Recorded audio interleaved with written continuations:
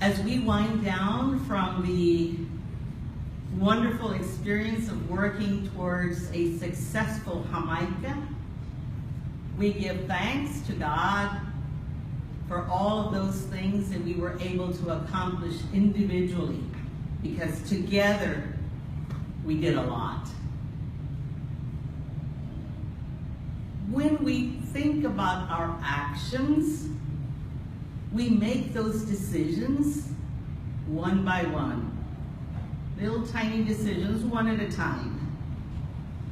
It's somewhat easy when you are happy to do things, to accomplish things, and you go forward and you take action. Sometimes when we make decisions,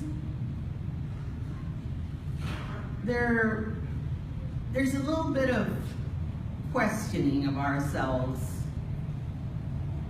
and we're not so sure if we're making the right decision.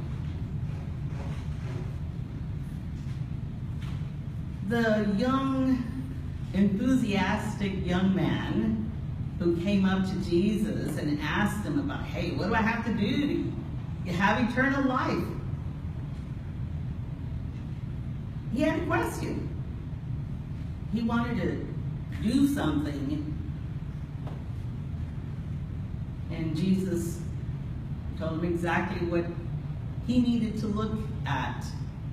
He needed to consider in his heart to take action. To look at his life. Let us think, why would he, a young man who says he's doing everything, he's following all the commandments, why would he be asking this question of Jesus? What do I have to do to have eternal life?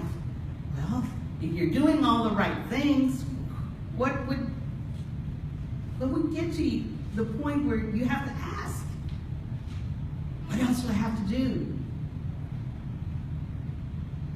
Is it possible that doubt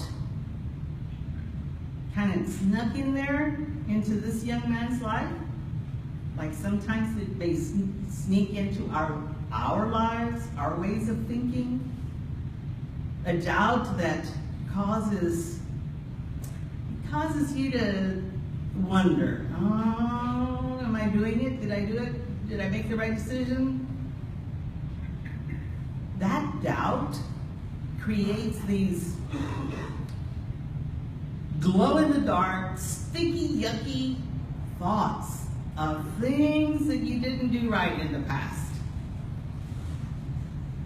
You start thinking about all the wrong decisions you made and how that happened, and these sticky, glow-in-the-dark decisions, experiences come back, and they help you to be doubtful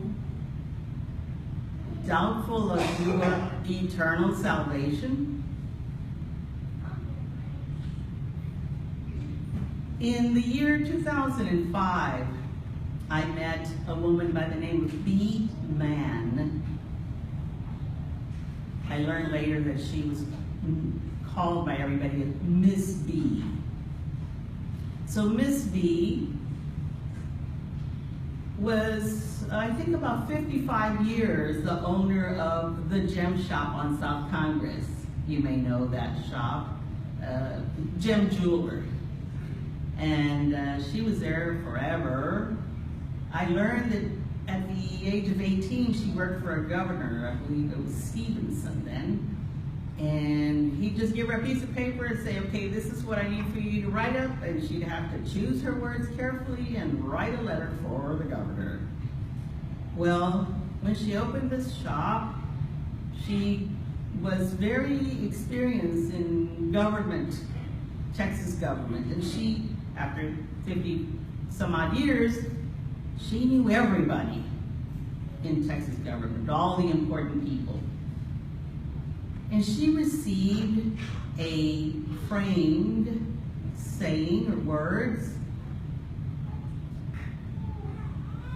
The words were, "Nothing is impossible.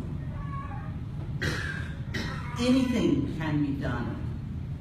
And it was signed by Charles A. McCormick, who was a very generous man, a good man who helped found 2 church communities in the Central Texas area, one in Austin.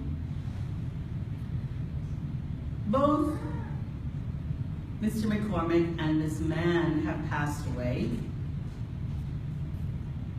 but the words live on. When Miss B gave me this frame in 2005, I didn't know that she was going to shut down the shop a year later. I didn't know that 2 years after she shut down the shop that she was going to pass away. I'm sure she didn't either.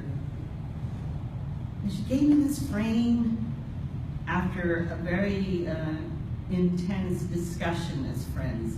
And so every time, I put it up in my office, and every time that sticky, glow-in-the-dark thought of whatever I did wrong in the past came in as doubt, I would look at that frame and read those words, and I get a little bit more confident in myself.